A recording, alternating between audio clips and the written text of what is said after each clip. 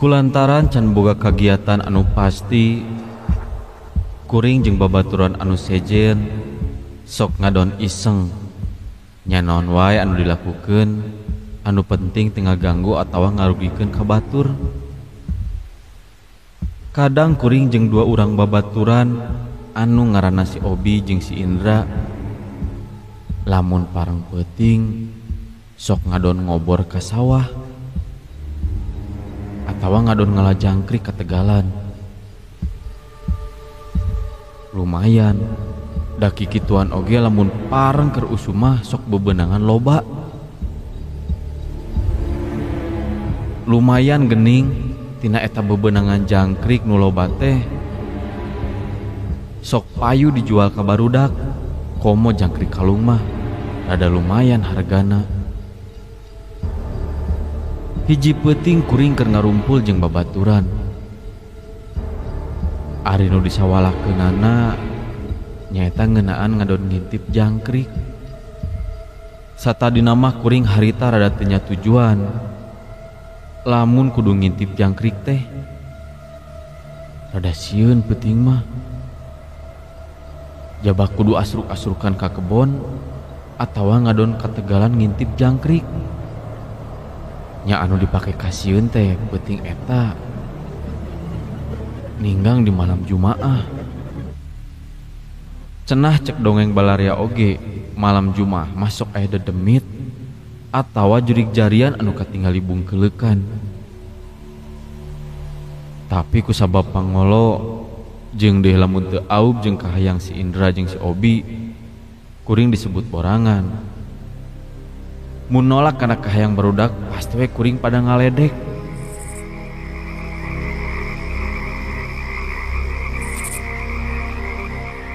Aduh, asal rada haroream euy peuting ieu mah. Teuing kunaon nya? Ah, dasar borangan maneh mah. Nyaholah pedah malam Jumaahnya. Barina oge atuh ieu barudak, erek malam Jumaah, erek malam Sabtu sarua keneh. Sarua naon ari maneh Obi? Sarua peuting, poek ieu. Lain saya borangan barudak, jeung lain saya sieun pedah peuting ieu mah malam Jumaah meureun nya. Ari geus, kunaon sok maneh sieun ku malam Jumaah? Kuringna rada teu pararuguh hate ya Handri, teu ngareuna hate. Tah lamun kitu cekolot mah ulah init-initan cenah. Sieun mah sieun we atuh tong loba alesan. Euy, lebar mun teu ngalajangkrik peuting ayeuna mah. Nya misalna henteu peuting ayeuna ngala lebar, komo ayeuna keur usum jangkrik. Komo tages menang jangkrik kalung, beunghar urang geura. Nya ari kitu marak sama atuh. Hayulah, kan lamun aya naon ulah nyalakeun kuring nya. Anu rek dijugjug ku kuring tiluan teh nyaeta ka Cigasti.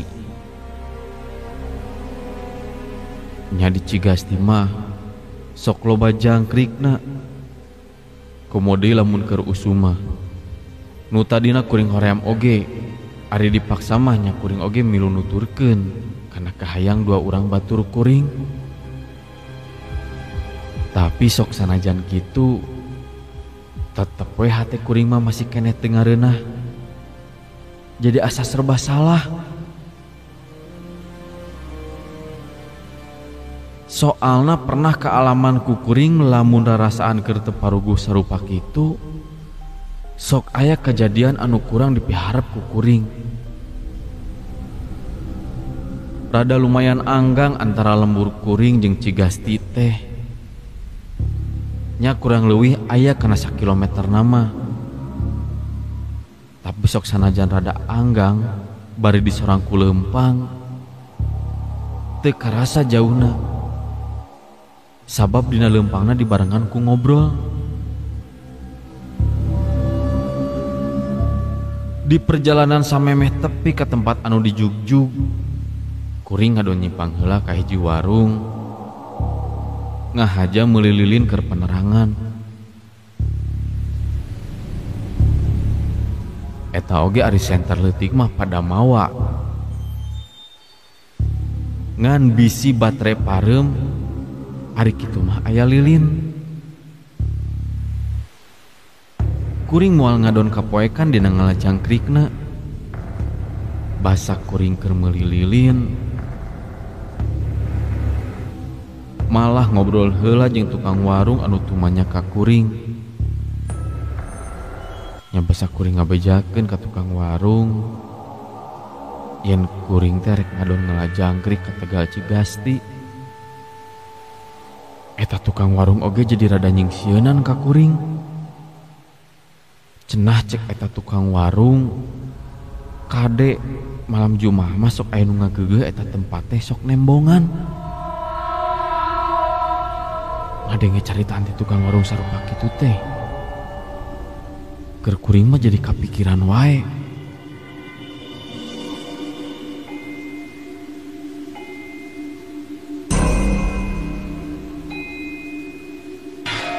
Tapi da geus kagok.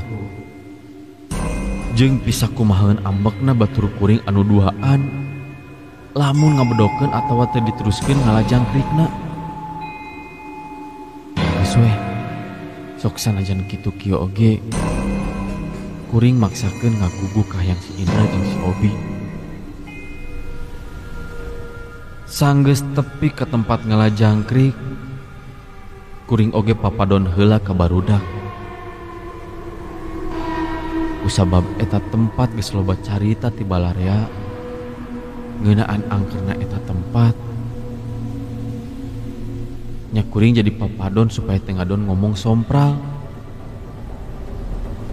Sabab lamun urang ngomong sompral sarua jeung ngondang ka makhluk goib anu aya di eta tempat. Tapi sok sanajan geus dipapadonan ku kuring sarupa kitu, angger batur kuring nu duaan teh tepati ngagugu kana amanat kuring. Salah saurang babaturan kuring mah nu ngaranna si Andri ngadon kuku lutus. Nu jadi lantaran di eta tempat anu disangka loba jangkrikna harita teh bet sepi teh sora-sorana acan. Jeung nyaan atuh beuting eta mah bet karasa kacida sepina. Wah, sepi geuningan, jauh ti perkiraan euy. Nah hanya da biasana oge pas mimiti abos oge pasti geus kadenge suara jangkrik. Ayeuna mah asa eueuh euy. Teu kadenge suara jurig-jurig acan deui. Tiis euy.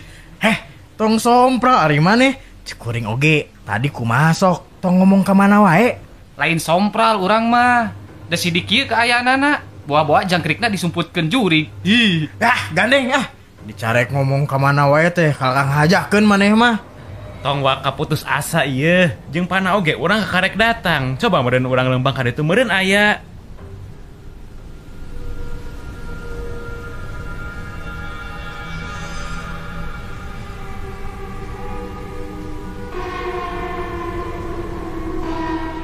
Keur kitu kadenge ti kaanggangan aya sora jangkrik. Sora nenggang jeung kacida nyihcirna.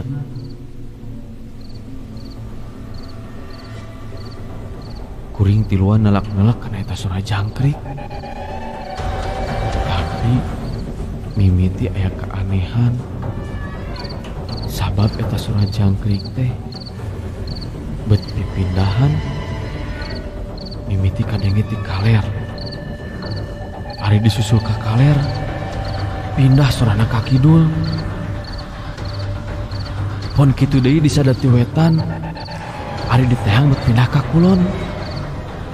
Ku ayana kajadian kitu kuring mah geus ngarasakeun aya keanehan. Tapi batur kuring mah kalah beuki suaban we nyaritana teh. Kajadian saterusna sora jangkrik nyihcir ti sakencaeun. Kuring, si Andri, jeung si Obi nyusud kana eta sora jangkrik anu ayeuna mah teu pindah.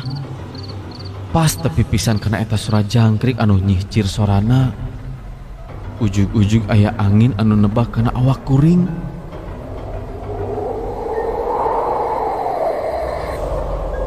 Eta angin anu nebak menika karasanya cep tiis.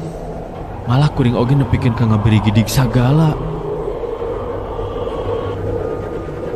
Sora jangkrik leungit.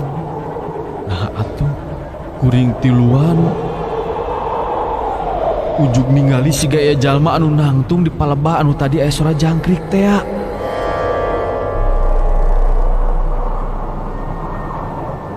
Mimitina panyangka eta jalma teh sarua anu keur ngalah jangkrik. Tapi naha paningali teh berasa aneh. Eta jalma anu nangtung basa ditelek-telek siga salah saurang aki-aki anu make jubah bodas. Nganaha katinggalina eta panon aki-aki teh siga anu hurung. Can acan kuring tumanya ka eta aki-aki. Kuring tiluan ujug-ujug ngadenge sora anu ngagerem. Eta sora anu ngagerem teh kadengena meuni handaruan, malah eta sora ngabalukarkeun muringkak bulu punuk sagala. Barang ngadenge sora anu ngagerem sarupa kitu teh, si Andri jeung si Obi mah ujug-ujug langsung lalumpatan. Malah maranehna langsung naraek kana tangkal gedang. Sabot kuring keur ningali si Andri nu cing tarekel naek kana tangkal gedang. Kuring ningali deui ka palebah aki-aki nu aya di hareupeun kuring. Barang breh deui katinggali. Kacida kuring rewasna sabab naha geuning nu aya di hareupeun teh bet lain aki-aki. Tapi na maung anu kacida gedena. Hatu ningali sarupa kitu mah kuring ngajanteng bari jeung awak ngeleper. Sakomo ngadenge deui eta maung teh ngagerem. Bari jeung bahamna calangap semua anu nemongkeun sihungna anu rangeteng. Dua panona anu moncorong nempo ka kuring. Geus kuring cacarita kitu teh, eta maung kadenge deui ngagerem. Malah katingali ku kuring si anu cengkat bangun rek nyampeurkeun ka kuring. Ningali kitu mah kuring oge geus loba pikir panjang. Kuring undur-unduran bari terus lumpat muruka babaturan kuring anu keur araya dina tangkal gedang. Kusabab kuring geumpeur ku ayana eta maung, kuring mah ngadon cicing nangkep tangkal gedang bari teu naek ka luhur. Beuki kuring ngarasa sieuna eta maung teh nyampeurkeun ngadeuketan ka kuring. Tapi barang eta maung geus deukeut, ujug-ujug roba wujudna jadi haseup.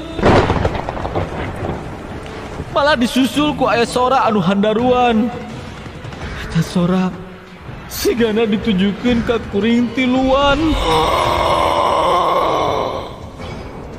Hei, marane ulah ngaganggu ka rakyat kami. Rakyat kami anu aya di makam Cigasti. Kaitu sia balalik ulah ngaganggu ka kami. Eta sora ngaleungit bari dituturkeun ku sora angin anu ngaguruh. Sanggeus kitu kaayaan di eta tempat jadi jelas katingali.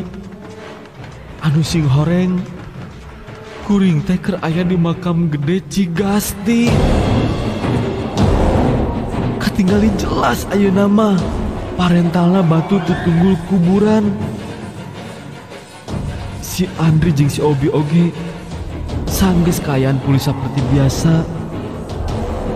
Nya sanggeus ngaleungitna eta maung maranehna tarurun tina tangkal gedang.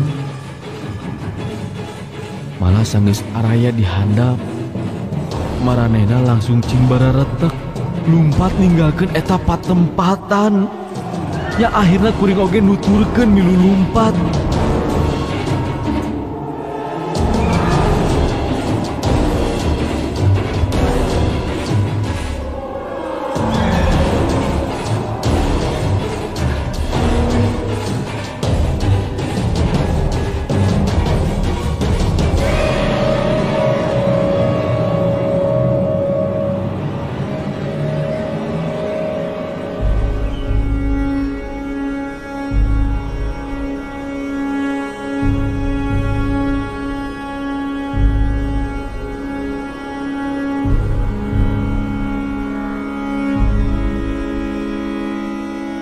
antugna kuring jeung nu sejen anjog ka lembur. Kuring tiluan geus jelas aya di pelemburan mah. Kuring diuk cing lalungsar ngareureuhkeun kacape balas tadi lumpat. Kuring kakarek sadar harita tadi teh si ngoreng kuring tiluan ngadon asruk-asrukan di salah sahiji makam gede Cigasti. Anu ceuk carita balarea makam Cigasti teh salah sahiji makam gede anu kawilang angkerna. Jeung eta makam Cigasti teh geus jelas aya anu ngageugeuhna. Mun pareng kawenehan sok nembongan bungkeleukan. Siga kajadian nuka alaman kukuring manggihan bungkeleukanana anu ngageugeuh eta makam Cigasti.